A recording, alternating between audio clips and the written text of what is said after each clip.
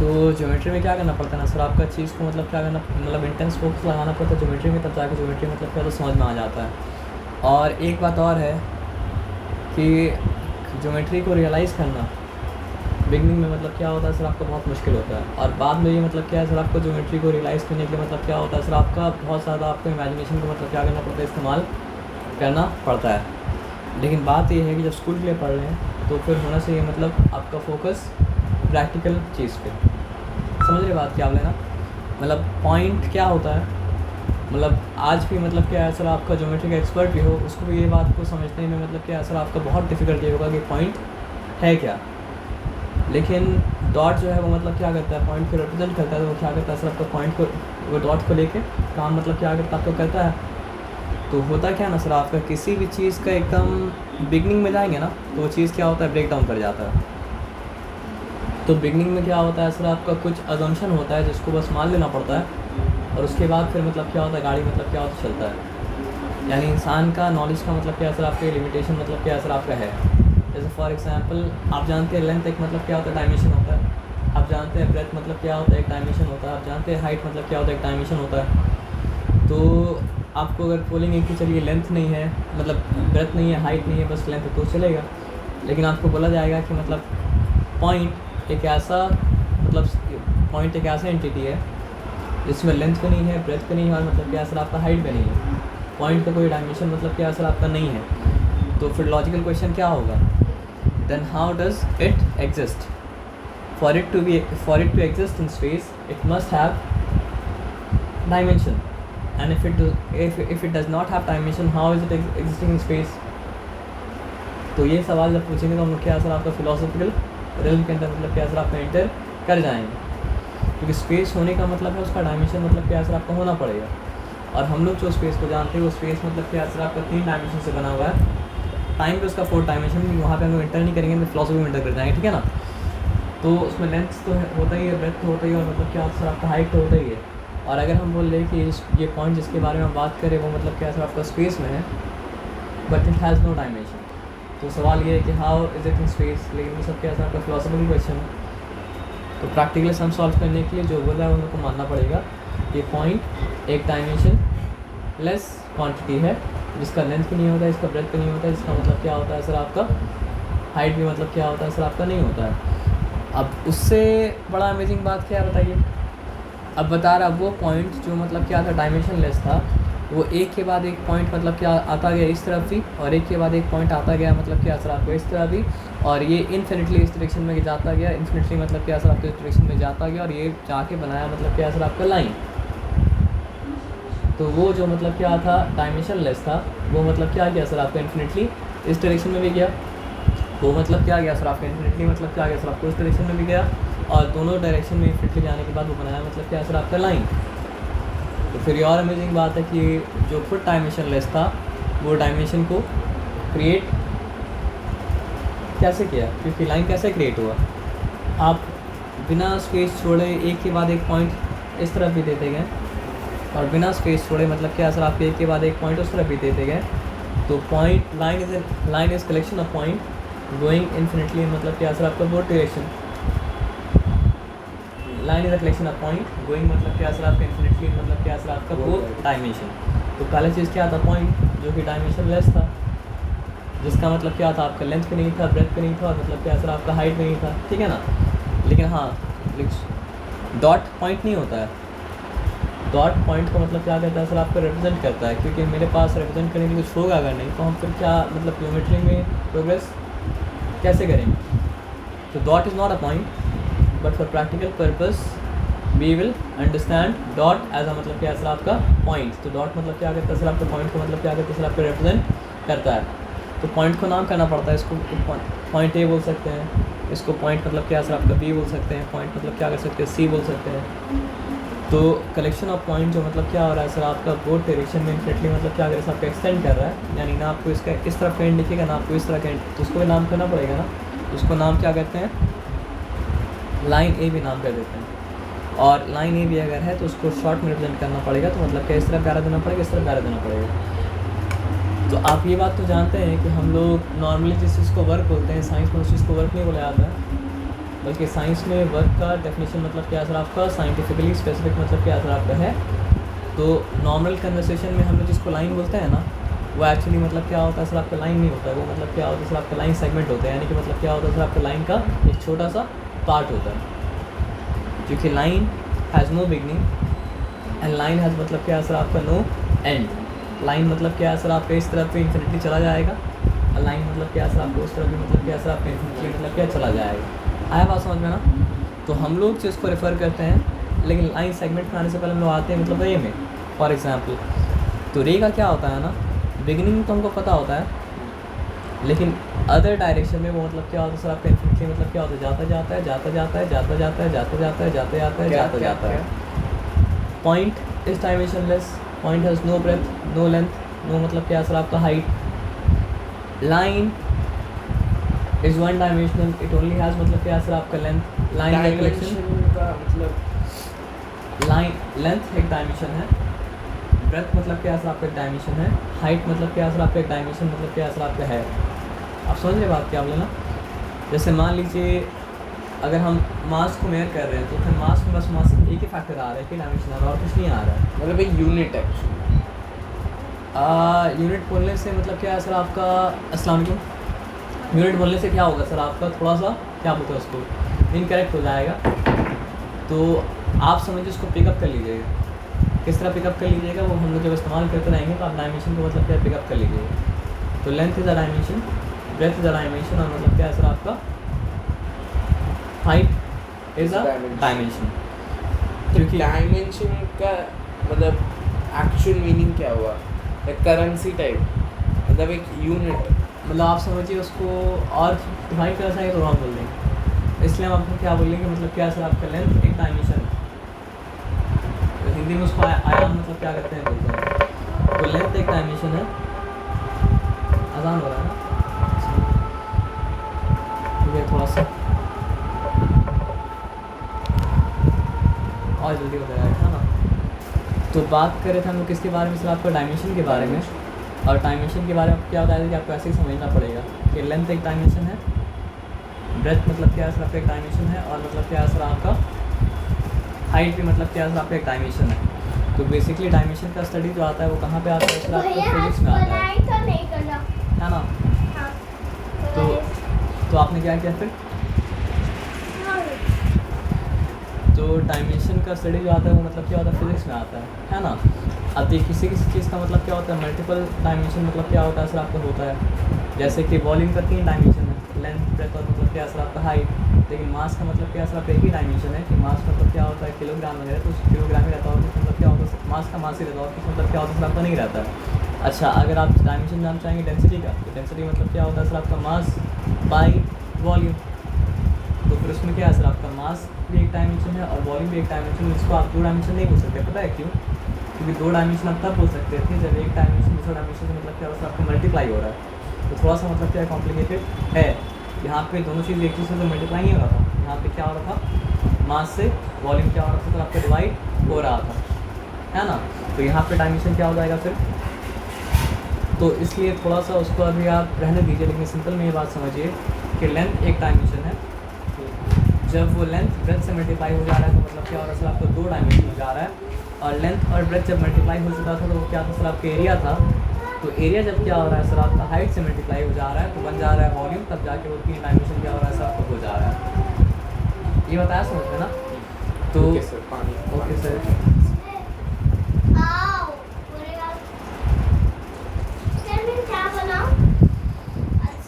आप जो सबसे अच्छा बना सकते हो वो बनाइए, जो आप सबसे अच्छा बना सकते हैं।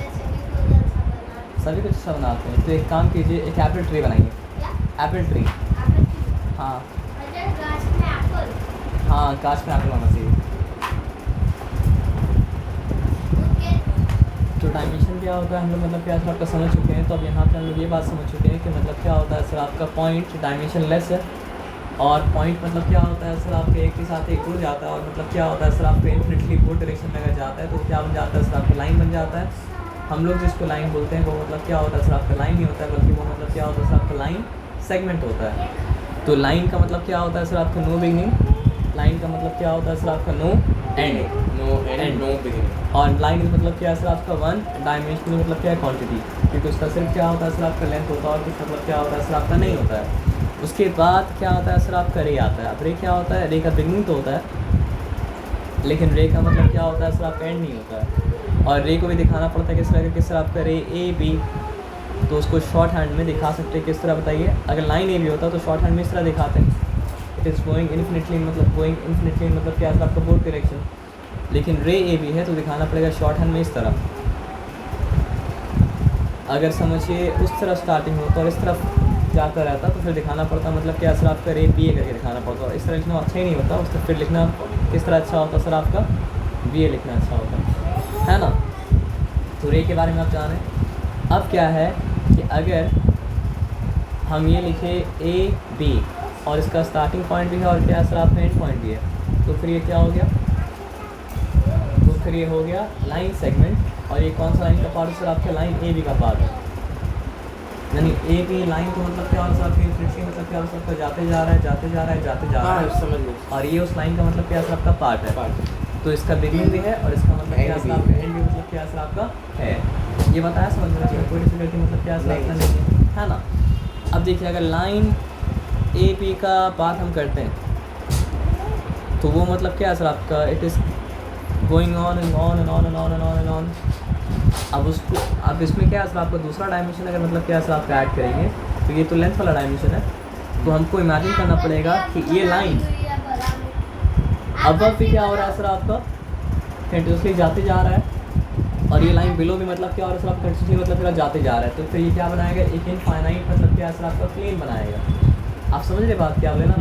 फिर वो इनफाइनाइट प्लेन मतलब क्या सर आपका अगर अब भी जाते रहेगा इन्फिनिटली और बिलो भी जाता रहेगा मतलब क्या सर आपका इन्फिनिटली, तो बनाएगा मतलब क्या सर आपका 3 डायमेंशनल मतलब क्या सर आपका स्पेस।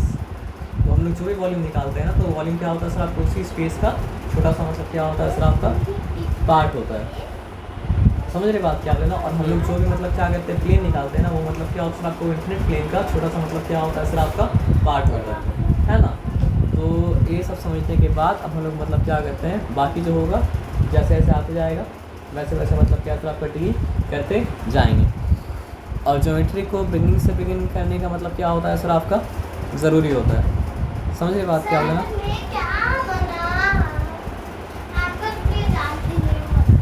अच्छा तो फिर आपको बोलेगा जो आपको सबसे अच्छा बनाना आता है आप वो बनाएंगे। लेडी बर्ड हाँ सर आप वो जिसका नंबर आप दिया था वो देखे थे सर? हाँ देखे तो थे। तो गए थे क्या? गए थे हाँ। हाफिली के बाद शायद हाफिली के बाद बुलाएंगे। असल में मेरा हैबिट क्या है ना कि हम जाके मतलब क्या ब्रेन स्टॉर्म कर देते हैं। बहुत आदमी को मतलब क्या समझ में मतलब क्या होता है नहीं आता है, लेकिन ब्रेन स्टॉर्म इसलिए करते हैं ताकि हम ब्रेन को मतलब क्या करें जान पाए। नहीं वो उनके साथ बात हुआ है। अच्छा वो बोले हाँ हाफिली के बाद से स्टार्ट करें। तो फिर उनको बोलिएगा कि मतलब क्या आना कि फिर बता देना, तो फिर दूसरा आ जाएगा तो फिर दिक्कत हो जाएगा। ओ चलिए अब बिगनिंग से मतलब पढ़ते हैं। तो यहाँ पे सिंपल बात क्या बताया सर आपका कि ज्योमेट्री जो है वो ग्रीक वर्ड से आता है जियो। ज्योग्राफी में क्या होता है सर आपका जियो आता है, जियोग्राफी है ना। और मतलब समझिए मेट्री का मतलब क्या होता है सर आपका मेजरमेंट, टू मेजर है ना। तो ज्योमेट्री मतलब क्या है सर आपका अर्थ को मेजर करने के लिए साइंस को मतलब क्या सर आपका बिगिन किया गया उसको कहा जाता है मतलब क्या सर आपका जियोमेट्री है ना। तो अभी ज्योमेट्री का समझिए फादर कहा जाता है यूक्लिड को, और यूक्लिड जो बुक मतलब लिखा वो मतलब क्या सर आपका ज्योमेट्री का मतलब क्या सर आपका फंडामेंटल आज भी मतलब क्या सर आपको उसी से पढ़ना पड़ता है ना। तो ज्योमेट्री बिगिन करने से पहले आपको समझना पड़ेगा कि what are axioms and what are मतलब क्या सर आपका पोस्टुलेट्स। और देखिए हर वर्ड का लिटरल मीनिंग होता है और हर वर्ड का मतलब क्या होता है सर आपका सब्जेक्ट के कॉन्टेक्स्ट में मतलब क्या होता है सर आपका मीनिंग होता है। तो लिटरल मीनिंग तो हर वक्त वर्ड के साथ जुड़ा होता है, लेकिन जिस सब्जेक्ट में वो आता है उसके साथ उसका मतलब क्या होता है सर आपका मीनिंग उसको और एक एडिशनल मतलब क्या कहते हैं सर आपका मीनिंग देता है। तो साइंटिफिक वर्क डेफिनेटली मतलब क्या होता है सर आपका वर्क होता है, लेकिन हर वर्क मतलब क्या होता है सर आपका साइंटिफिक वर्क मतलब क्या होता है सर आपका नहीं होता है। साइंटिफिकली वर्क तभी डन होता है ना सर आपका जब हम लोग क्या कहते हैं सर आपका चीज़ उसी डायरेक्शन में मूव करे जिस डायरेक्शन में मतलब क्या उसको फोर्स मतलब क्या सर अप्लाई किया गया है ना। अब देखिए self evident true statements used throughout mathematics and not specifically linked to geometry are called, मतलब क्या है सर आपका axioms। एथियस्ट के लिए यहाँ पे मतलब क्या पता है जवाब है हर चीज़ के पीछे, मतलब क्या पूछते हैं एथियस्ट, इसका एविडेंस क्या, उसका एविडेंस क्या है, इसका एविडेंस क्या, उसका एविडेंस क्या है। तो मैथ्स में एक्सियम यूज़ करते तो उसका एविडेंस क्या है। जो चीज़ मतलब क्या होता है ना सर, आप कुछ चीज़ इतना मतलब जाहिर होता है ना कि उसका एविडेंस देने से उसका मतलब क्या होता है सर, आपका केस में शक पैदा हो जाएगा। तो जिसमें शक नहीं है उसका एविडेंस मतलब देना ज़रूरी मतलब क्या सर आपका नहीं है, और वो होता है मतलब क्या सर आपका एक्सियम्स। तो जैसे मैथ्स करने के लिए मैथमेटिकल एक्सियम को क्वेश्चन नहीं करना पड़ता है, वैसे ही मतलब क्या सर आपका कुछ रिलीजन का प्रेमिस है जिसको क्वेश्चन नहीं करना पड़ता। यहाँ पे क्या सर आपका self evident true statement used throughout mathematics and not specifically link to geometry are called, मतलब क्या सर आपका axioms, while those specific to geometry are known as postulates। ये हमको लगता है आपको समझ में आ गया। यानी जो मैथ्स के लिए एविडेंट है और मतलब क्या है प्रूफ नहीं चाहिए, मैथ्स पूरा मैथ्स में अप्लाई होता है, वो मतलब क्या है सर आपका एक्सियम्स। और वो एक्सियम जो मतलब क्या होता है सर आपका स्पेसिफिकली मतलब क्या होता है सर आपका ज्योमेट्री में मतलब क्या होता है सर आपका अप्लाई होता है, उसको कहा जाता है मतलब क्या सर आपका पोस्टुलेट्स। जिसमें ज्योमेट्री नहीं लगता वो है axioms. Geometry is definitely the part of maths. So all axioms, मतलब all postulates are axioms, but all axioms are not postulates. As simple as that. ये बताया समझ में? अब देखिए ज्योमेट्री में कितना मतलब समझिए सर दर्द करना पड़ता है, प्रूफ करना पड़ता है, लेकिन ज्योमेट्री में भी मतलब क्या करना पड़ता है, एक्सियम को यानी कि पोस्टुलेट्स को प्रूफ मतलब क्या करना पड़ता है सर आपका नहीं करना पड़ता है, क्योंकि एक्सियम जो होता है वो मतलब क्या होता है सर आपका सेल्फ एविडेंट होता है ना। अब आ जाइए यूक्लिड्स का एक्सियम क्या क्या है। Things which are equal to same thing are equal to one another. ये क्या बात हुआ, थोड़ा अजीब अजीब लगेगा लेकिन समझ में आ जाएगा। Things which are equal to same thing are equal to one another. Things which are equal to same thing. कोई भी मतलब अजीब सा मंत्र की तरह कुछ फॉर्म लगता है ना, उसको बार बार पढ़िए और सोचिए तो अपने आप समझ में आ जाता है, और अपने आप से समझ में आ जाता है तो मतलब क्या होता है ज़्यादा बेहतर समझ में आता है, उसको एक्सप्लेन करने से मतलब क्या होता है कम बेहतर समझ में आता है। तो things which are equal to the same things are equal to one another. Things which are equal to same thing are equal to one another. अब यहाँ पे एक काम हम करते हैं, पता है क्या करेंगे, कुरान में अल्लाह ताला बहुत सारे एग्जाम्पल्स थे, और जो नॉन बिलीवर था वो लोग क्या करता था, मतलब क्वेश्चन करता था अल्लाह ताला एग्जाम्पल क्यों दे रहा है, अल्लाह ताला को चीज़ एज इट इज़ पता नहीं है क्या, अल्लाह को तो चीज़ एज इट इज़ पता है, तो why is he giving examples. Allah ताला क्या बोले, वयद्रिबुल अमसाल लिन्नास, we provide example for people लअल्लहुम यतफक्करून, so that they may ponder, और एक जगह आता है सो दैट दे मे अंडरस्टैंड। तो आप पढ़े तो लेकिन समझ में नहीं आ रहा है, तो क्या समझ में आएगा, एग्जाम्पल समझ में आएगा। हम क्या बोले सर, आपका कुरकुरे का दाम लेस के दाम के बराबर है। लेस का दाम मतलब क्या सर आपका बिंगो के दाम के बराबर है। कुरकुरे का दाम लेस का दाम के बराबर है, लेस का दाम बिंगो के दाम के बराबर है। इसका मतलब क्या सर आपका कुरकुरे का और बिंगो का दाम बराबर है, दाम बराबर है, यही लिखा हुआ और कुछ लिखा हुआ नहीं मैथ्स ही ये सब बोल सकता है ना। तो क्या ये क्या हुआ, ये बिना एग्जाम्पल के ये चीज़ मतलब क्या होता नहीं होता है ना। तो इसलिए अल्लाह ताला बोले थे वयद्रिबुल अमसाल लिन्नास लअल्लहुम यतफक्करून, मतलब 1 is equals to 2। नहीं 1 इज इक्वल टू 2 नहीं हो सकता, रॉन्ग हो जाएगा। हम क्या बोले, आपको लेस का दाम जो है, कुरकुरे का दाम जो है वो लेस के दाम के बराबर है, ठीक है, और लेस का दाम बिंगो के दाम के बराबर है। तो हम ये तो नहीं बोले कि कुरकुरे और बिंगो बराबर है, लेकिन इससे साबित हुआ कि कुरकुरे और बिंगो बराबर है दाम के मामले में, हाँ है ना। तो यहाँ पे क्या बता रहा है, things which are equal to the same thing are equal to one another. यानी अगर हम बोल रहे हैं, ऐसा होता नहीं है, तो अगर मतलब क्या पानी केक के बराबर हो और चाय भी केक के बराबर हो तो पानी और चाय बराबर होगा। देखिए 2 पार्ट होता है फिलोसफी में, लॉजिक में बोलना चाहिए क्या, प्रेमिस रॉन्ग हो सकता है, आर्गुमेंट का वे राइट हो सकता है। अभी जो हम काम किया ना उसमें क्या था, प्रेमिस रॉन्ग था लेकिन आर्गुमेंट का मतलब क्या था, वे मतलब क्या था आपका राइट था। प्रेमिस रॉन्ग क्यों था, क्योंकि पानी के 1 के बराबर है ही नहीं। 2 प्रेमिस था ना, फर्स्ट प्रेमिस क्या था, पानी के 1 के बराबर है, सेकंड प्रेमिस क्या था सर आपका, चाय के 1 के बराबर है, और दोनों ही प्रेमिस रॉन्ग था। लेकिन दोनों प्रेमिस राइट अगर होता तो जो हम कंक्लूड किए वो राइट होता, तो हम इसलिए अगर भूल के बोले। तो मान लीजिए प्रेमिस को रॉन्ग होने के बावजूद उसको राइट मान लीजिए, ताकि हम जो समझाना चाह रहे हैं वो समझ में आ जाए। अगर केक पानी के बराबर है और पानी के 1 के बराबर है और चाय भी के 1 के बराबर है, तो इसका मतलब चाय पानी बराबर है। लेकिन ऐसा है नहीं, तो बराबर मतलब क्या आपका है नहीं। लेकिन उससे पहले जो एग्जाम्पल थे वो सही दिए थे आपको कि कुरकुरे का दाम लेस के दाम के बराबर है, और लेस का दाम जो है वो मतलब क्या सर आपका बिंगो के दाम के बराबर है। तो हमको बोलना नहीं पड़ेगा, इम्प्लाइड है कि मतलब क्या सर आपका फिर कुरकुरे और बिंगो का दाम ऑब्वियस है कि कुरकुरे और मतलब क्या सर आपका बिंगो का दाम मतलब क्या बराबर है। तो मैथमेटिशियन तो ऐसा नहीं बोलेगा, वो कैसा बोलेगा, things which are equal to the same thing are equal to one another. Things which are equal to the same things are equal to मतलब क्या सर आपको वन अनदर। ऐसा भी नहीं बोलेगा, पता है क्या बोलेगा, बोलेगा ये कि मतलब क्या सर आपका A इक्वल्स टू बी, ठीक है, और B इक्वल्स टू मतलब क्या है सर आपका C, देयरफॉर मतलब क्या है सर आपका यही मैं बोलने वाला था, 1 equal to 2, 2 equal to 3। Number wrong, बस आपका मतलब फीलिंग सही था, हाँ, लेकिन एक्सप्रेस करने में गलती हो रहा था। हाँ, तो वो लोग ऐसा बोलेगा, अब उस है ना, क्योंकि वो लोग को इतना लंबा चौड़ा बोलने में क्या होता है सर आपका डिफिकल्टी होता है। तो क्या बोलेगा, if A equals to B and B equals to C then A equals to C। तो देखिए एक ही चीज़ को एक्सप्रेस करने का मतलब क्या, कितना सारा मतलब क्या सब वे है ना, है ना। और आप देखिएगा ये लाइन ऑफ आर्गुमेंट ज्योमेट्री में बार बार इस्तेमाल किया जाता है। तो फर्स्ट एक्सियम क्या है सर आपको बताइए, things which are equal to the same thing are equal to one another. Things which are equal to the same thing are equal to one another.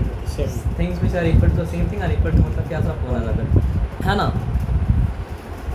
If equals are added to equals the wholes are equals.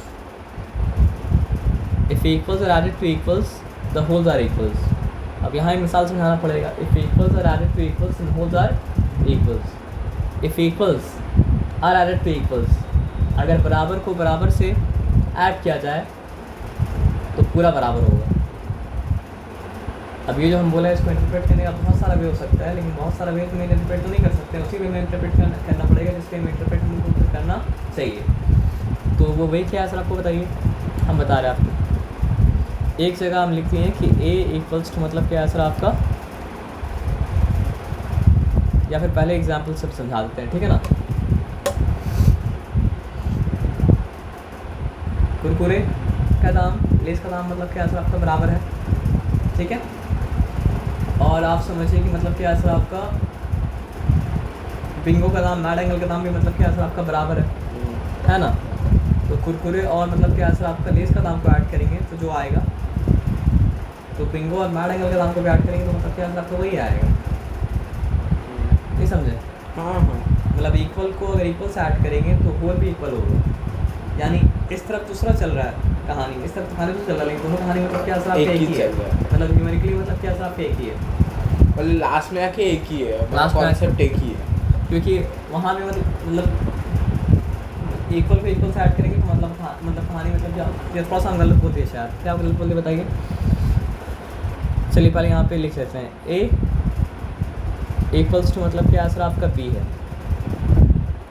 और C equals to मतलब क्या sir आपका D है। A equals to मतलब क्या sir आपका B है और C इक्वल्स टू मतलब क्या सर आपका D है ना।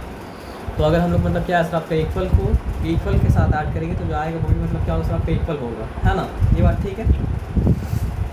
तो if A equals to B और मतलब क्या सर आपका C इक्वल्स टू D, तो अगर मान लीजिए हम A और C को ऐड करेंगे तो जो आता है, अगर B और D को ऐड करेंगे तो भी मतलब क्या होगा सर आपको वही आएगा, भले हमको नहीं पता हो क्या है क्या, लेकिन दोनों तरफ आंसर मतलब क्या सर आपका सेम आएगा।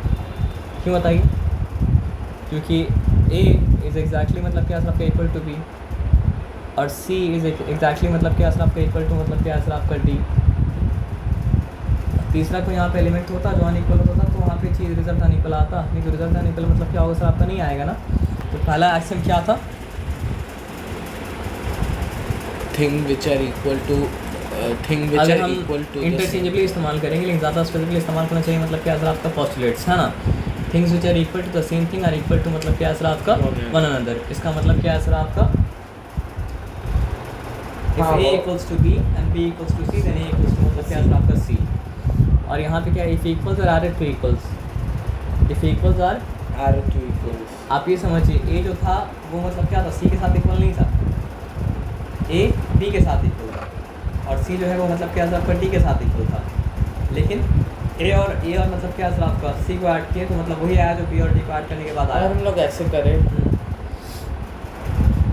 Added are equal to added लिखा हुआ है यहाँ पर, added are if equal are added to equal, हाँ हम लोग इक्वल को लेते हैं 2, ठीक है, added to equal 2 to 4। Algebra पता है क्यों आया, इसलिए क्योंकि मतलब क्या है सर आपका जो आपको समझाना चाह रहे हैं वो आप मतलब क्या है मैथ्स में नहीं समझा सकते, क्योंकि मैथ्स मतलब क्या होता है, एक डेफिनेट नंबर का डेफिनेट क्या होता है, वैल्यू वैल्यू बन जाता है, तो इसलिए अलजेब्रा आया, नहीं तो अलजेब्रा ज़रूरत मतलब क्या था आपका नहीं था, है ना, क्योंकि जो आप समझाना चाह रहे थे पहला वाला के केस में नंबर लेके नहीं समझा सकते हैं, तो क्योंकि अगर ए हाँ ए इज इक्वल टू ए,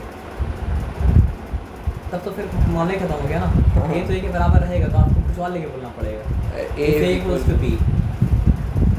अगर ए इक्वल टू सी कर दे तब हाँ A equal to C, B equal to D, A equal to मतलब क्या सर आपका सी कर दिया, बी इक्वल्स टू मतलब D। क्या सर आपका डी कर दिया, तो फिर ए बी का सम और मतलब क्या सर आपका सी डी का सम बराबर होगा, कैसे ए बी का हम लोग करें तब तो आ रहा है ए बी। आ रहा है, और अगर बी डी कर दिए तब तो आ रहा है बी डी। आप सिंपल एक बात समझिए, हम मतलब क्या किया ना, मेरे पास वजन करने का पैन मतलब क्या सर आपका है, हम उसमें डाले ए और उसमें डाले मतलब क्या सर आपका बी, लेकिन हम पहले से उसको वजन करके रख चुके थे कि ए और डी आपस में क्या सर आपका बराबर है, तो ए को पैन 1 में डालेंगे और बी को मतलब क्या सर आपका पैन 2 में डालेंगे, बैलेंस तो रहेगा। आप समझ रहे बात क्या बोले ना, ये वाला समझ नहीं समझे ना, ये मेरा पैन 1 है और ये मेरा मतलब क्या सर आपका पैन Pan 2 है, ये है मेरा मतलब क्या सर आपका ए और ये है मेरा मतलब क्या सर आपका डी। आए बात ए समझ बी में को ना? छोड़ के कोई और एग्जांपल नहीं आप समझ लीजिए, समझ में आ जाएगा। तो ये ए है और ये मतलब क्या सर आपका डी है, लेकिन हम पहले से वजन करके देख चुके थे इसके बारे में कि ए और डी आपस में क्या सर आपका बराबर है। तो मेरा सवाल बस इतना है कि अगर हम डी को पैन 1 2 में डाला और ए को अगर हम मतलब क्या सर आपका पैन 1 में डाला, तो क्या दोनों को वजन में कोई फ़र्क पड़ेगा? नहीं पड़ेगा। दोनों को अलग अलग वजन करके देखा, दोनों मतलब क्या था सर आपका आइडेंटिकल था। आए बात समझ में? तो ये ए है और ये मतलब क्या सर आपका डी है, ठीक है। अब एक और सवाल आपसे पूछते हैं, चलिए यहाँ पे आ जाते हैं कुछ और कलर, चलिए ठीक है, अरे वही कलर हम ले लिए।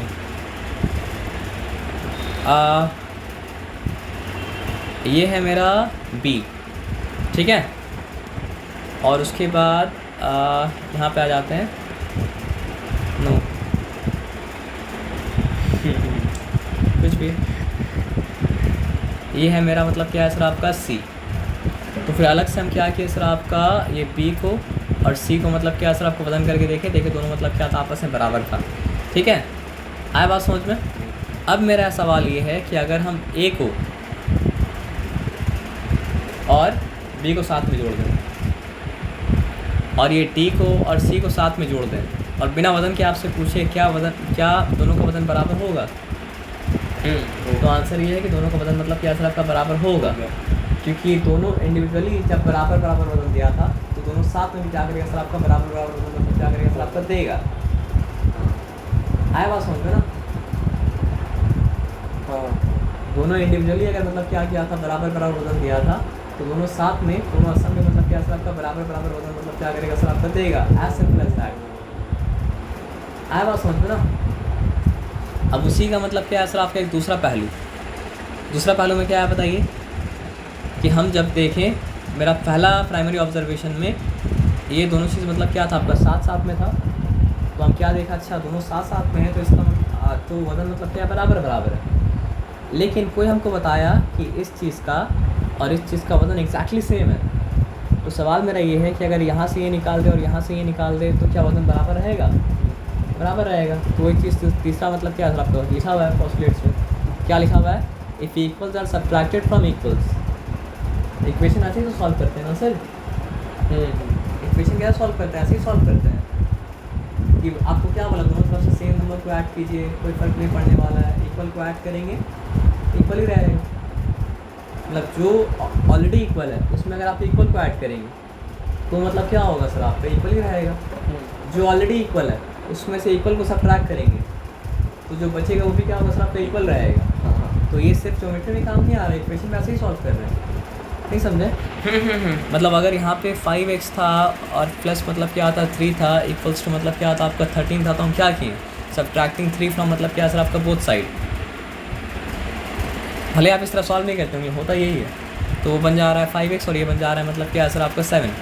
तो कैसे हम ये मतलब जो है कंक्लूड करते हैं कि 5x 7 के बराबर होगा, जो कि पहले दोनों इक्वल था और जो हम सब्ट्रैक्ट किए वो भी इक्वल था, तो जो बचा वो भी क्या होगा सर आपका इक्वल होगा। नहीं समझे बात क्या होगी। ये कौन सा पोस्टुलेट, तीसरा वाला। तो आप देख रहे हैं कि ये यूनिवर्सल है, ऐसा नहीं सिर्फ ज्योमेट्री में इस्तेमाल हो रहा है, ये इक्वेशन को सॉल्व करने में मतलब क्या हो रहा है सबका इस्तेमाल हो रहा है। मतलब पैन में जो है वो आपस में बराबर है, तो दोनों पैन में बराबर बराबर चीज़ को डालेंगे तो उसके बाद ही बराबर रहेगा। पैन में जो रखा हुआ है वो मतलब क्या है सर आपका इनिशियली मतलब क्या है बराबर अगर है, तो अगर आप कैलकुलेट करके बराबर बराबर चीज़ निकालेंगे तो जो बचा रहेगा वो भी क्या होगा सर आपका बराबर होगा। तो ये 3 पोस्टुलेट एकदम आसान हो गया ना। कितना कॉम्प्लिकेटेड लग रहा था, लेकिन था मतलब लिखा हुआ है अजीबोगरीब तरीके से, लेकिन अजीबोगरीब चीज़ नहीं है, चीज़ सिंपल है। वो एग्जाम्पल अगर दे दिया जाए, उनका हम नहीं बोलेंगे बोला बदमाशी किया, क्योंकि मतलब कोडिफाई इस तरह इस लैंग्वेज करना पड़ता है, कोडिफाई उस लैंग्वेज करना पड़ता है जिस लैंग्वेज में लूपहोल बाकी मतलब क्या सर आपका ना रहे। तो हम लोग जो लैंग्वेज में हम जो लैंग्वेज समझा रहे हैं वो लैंग्वेज लूपहोल बाकी रह जाएगा, आप जो लैंग्वेज समझाना चाह रहे हैं वो लैंग्वेज लूपहोल मतलब क्या सर बाकी मतलब क्या आपका रह जाएगा। क्योंकि हम लोग इंसान जब बात करता है तो मतलब क्या स्पेसिफिकली बात नहीं करता है, लेकिन मैथ्स में उसको मतलब फॉर्मूला लिखना पड़ता है, उसको लिखना पड़ता है मतलब क्या आपका स्पेसिफिकली, जैसे आपको लिखना कि स्पेसिफिकली डायमेंशन क्या होगा। तो यही स्पेसिफिकली समझने का क्यूरोसिटी के चक्कर में मतलब करना भी चाहिए, उसको लैंग्वेज किस तरह का हो जाता है। समझ रहे बात क्या बोले ना, नहीं तो है ना।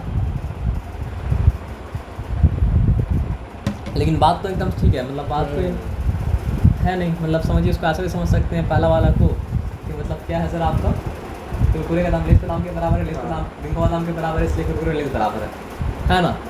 लेकिन आप बताइए ऐसा लिख सकते हैं मैथ्स में, लेकिन लिख तो नहीं सकते हैं ना सर। उसके बाद क्या, if equals are added to equals, जो पहले से ही इक्वल था जो दो चीज़, उसमें दो इक्वल चीज़ को अगर ऐड कर दिया जाए, ऐसा दो चीज़ को ऐड कर दिया जाए आपस में इक्वल हो, तो रिजल्ट अभी भी इक्वल होगा।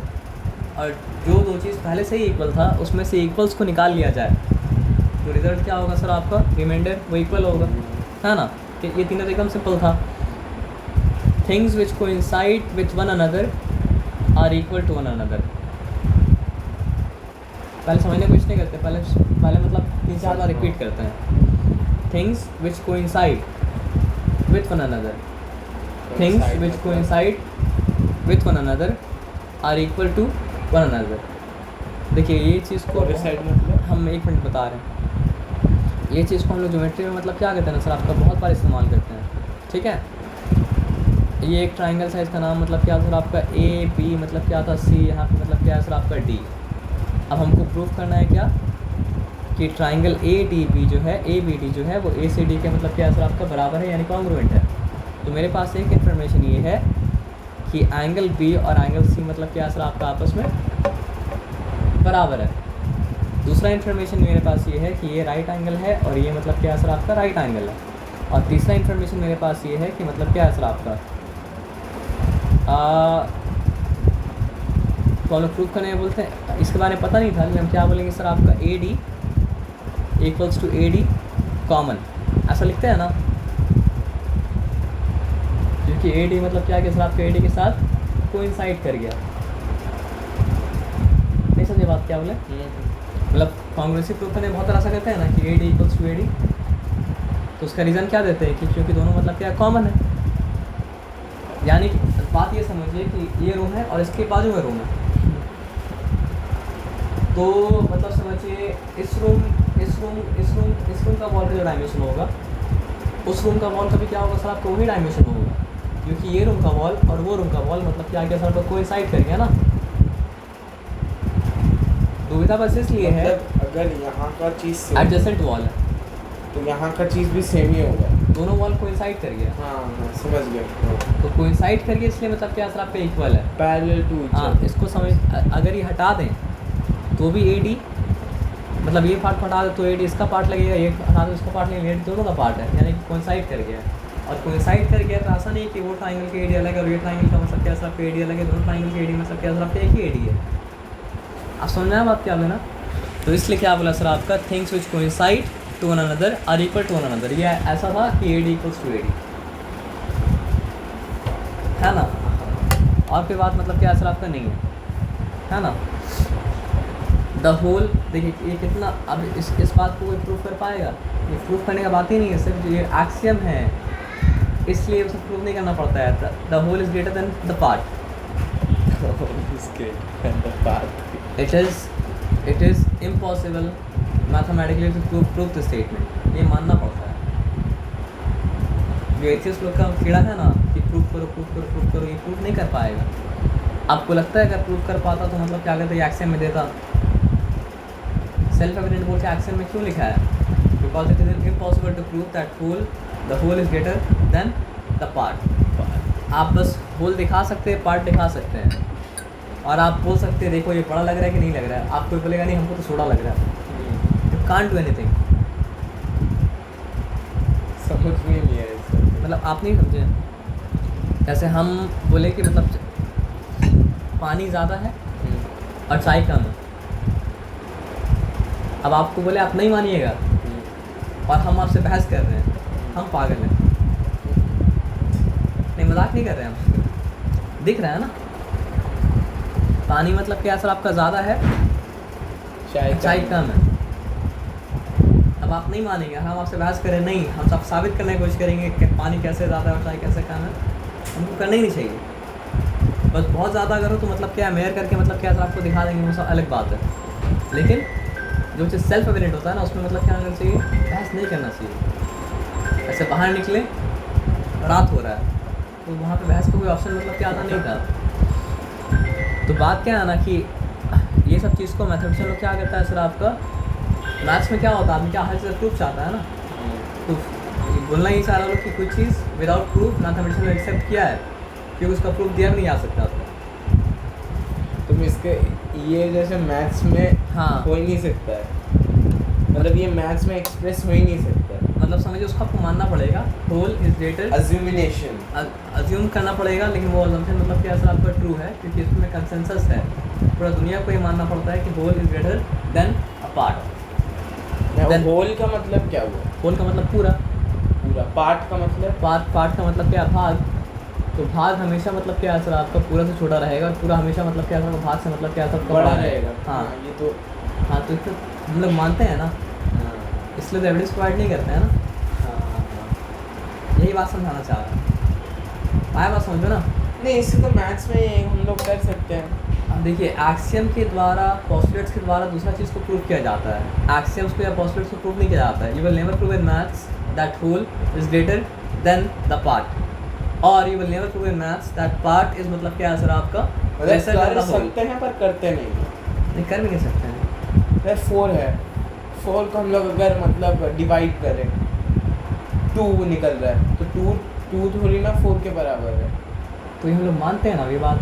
हाँ, ये प्रूफ थोड़ी किए हम लोग मानते हैं कि 2 मतलब क्या सर आपका 4 से छोटा है, प्रूफ थोड़ी किए हैं। हम लोग मानते हैं कि 4 मतलब क्या सर आपका 2 से बड़ा है, प्रूफ थोड़ी किए हैं। और कौन सा एक्सियम के बेसिस पे माने, इस एक्सियम बेसिस माने कि मतलब क्या सर आपका whole is greater than the part and part is मतलब क्या सर आपका लेसर देन द होल, है ना। अब देखिए things which are double of the same thing are equal to one another. Things which are double of the same thing are equal to मतलब क्या sir आपको one another. Things which are double of the same thing are equal to मतलब क्या sir आपको one another. इसका एक example ये दे सकते हैं, which are double in same thing. Double of the same thing, double of the same thing are equal to one another, things which are double of the same thing are equal to one another. अब एक simple बात समझिए, A is double of B, C is also मतलब क्या असर आपका double of B, तो इसका मतलब क्या असर आपका ए इक्वल्स टू सी। अगर दो अलग अलग चीज़ एक ही चीज़ का डबल के बराबर है तो वो दो चीज़ आपस में बराबर है। अगर दो अलग अलग चीज़ एक ही चीज़ का डबल के बराबर है तो वो आपस में बराबर है। अगर दो अलग अलग चीज़ एक नहीं, सी के तो डबल बी डी होना चाहिए। एक सिंपल, आप ये मैथ्स भूल जाइए, सिंपल एक बात बताते हैं आपको, ठीक है। लेस का दाम 5 स्टार का दाम का डबल है, ठीक है। लेस का नाम 5 स्टार का दाम का डबल है। डबल है। बिंगो का भी दाम 5 स्टार के दाम का डबल है, इसलिए लेस का और बिंगो का दाम बराबर है। ये क्या बात हुआ? मैथ्स को भूल जाना पड़ेगा। लेस का दाम 5 स्टार के दाम के डबल है, डबल ठीक है। बिंगो का भी दाम 5 स्टार के दाम के डबल है, तो फिर लेस और बिंगो का ऑप्शन नहीं बचा, वो लोग को बराबर होना पड़ेगा। वही बात तो है, A equals to double of B. तब तो 5 स्टार और वो जो और एक जो चॉकलेट है उसे भी तो बराबर होना ही पड़ेगा। हम तो उसका मेंशन नहीं देना सर, जब मेंशन करेंगे, अभी सिंपल हम लोग ब्लॉक को बिल्ड कर रहे हैं, हाँ। जब कॉम्प्लेक्स मशीन में हम लोग बाद में आएंगे, ठीक है ना। मतलब जिस वक्त जो प्रेमिस है उस वक्त उसी प्रेमिस के थ्रू बात करना पड़ेगा। उस वक्त दूसरा प्रेमिस को मतलब क्या नहीं ला सकते हैं, क्योंकि आप मल्टीपल प्रेमिसेस को लाएंगे तो अपना डिफ़िकल्टी बढ़ाएंगे। तो समझने के बाद अपना डिफ़िकल्टी बढ़ाना नहीं चाहिए, समझने के बाद फिर मतलब क्या सर आपका हाई लेवल में जाना चाहिए।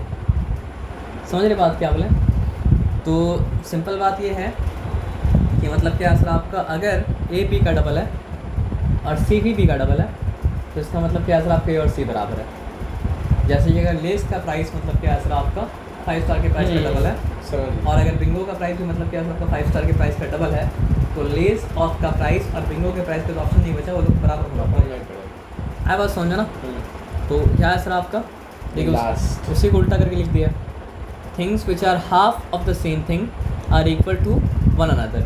अब आपका एग्जाम आप जो बोलना चाह रहे थे वहाँ पे हम आते हैं, ठीक है ना। अगर मिल्की बार का दाम लेस का दाम का आधा है, और अगर 5 स्टार का दाम भी मतलब क्या, अगर आपको लेस का दाम का आधा है, तो इसका मतलब मिल्की बार और 5 स्टार दोनों का मतलब दाम बराबर है। तो जो आप एक्सप्रेस करना चाह रहे हैं वाकई में वो मतलब सही चीज़ है, तो वो अपने आप आएगा पढ़ाई में, लेकिन क्वेश्चन को लेके वेट कीजिएगा। ऐसा कुछ बोलना चाह रहे थे ना, तो ऐसा कुछ आ गया कि अगर 5 स्टार का दाम मतलब क्या सर आपका लेस का दाम का हाफ है, और मिल्की बार का दाम भी मतलब क्या सर आपका नहीं, तो अलग अलग चीज़ हो जाएगा ना। हाँ। अलग अलग चीज़ में नहीं जाना, फिर वो कॉम्प्लेक्स मैटर आ जाएगा। जो कॉम्प्लेक्स मैटर ये सिंपल चीज़ से मिल के बनेगा, इसको भी छोड़ दीजिए आप, ठीक है ना। तो अभी बात क्या है सर आपका, things which are half of the same halves of the same thing are equal to मतलब क्या सर कौन होता है। तो वही तो एग्जाम्पल एक होता है ना फॉल्स इक्विवेलेंस, ये फैलेसी होता है इसमें फिलोसफी में। तो अभी जो आप किए नॉट टू मतलब डिस्करेज करने के लिए नहीं बोले, लेकिन वो फॉल्स इक्विवेलेंस हो गया, मतलब वो ऐसा एग्जाम्पल हो गया था जो इस स्टेटमेंट के साथ फिट नहीं कर रहा था। तो ऐसा एग्जाम्पल जो मतलब क्या हो सर आपका स्टेटमेंट के साथ फिट ना करे, तो आदमी ऐसा ना मतलब आदमी बोलता है ना बात के दौरान में मतलब क्या होता है, बहुत उल्टा पुल्टा एग्जाम्पल देना चालू कर देता है। तो सब क्या होता है सर आपका, जो बात से मतलब क्या करता है मैच नहीं करता है, तो मतलब क्या होता है फॉल्स इक्विवेलेंस। तो बातचीत में फॉल्स इक्विवेलेंस अलाउड नहीं है, तो मैथ्स में तो एकदम अलाउड नहीं है ना। मतलब आदमी लोग कहता है ना कोई भी एग्जाम्पल कहीं से ले कोई बात मतलब कैसा ही बात प्रूफ कर दिया, तो वो नहीं चलता है, आपको होना पड़ता है मतलब क्या सर आपका स्पेसिफिक, है ना। आज के लिए सर है ना, और नहीं घुसेगा ना,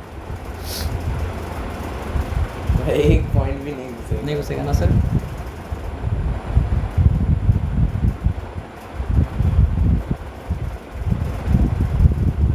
नहीं घुसेगा, लेकिन मतलब क्या ये रिवाइज कर दे रहे, ठीक है ना। Things which are equal to the same thing are equal to one another. If equals are added to equals, the wholes are equals.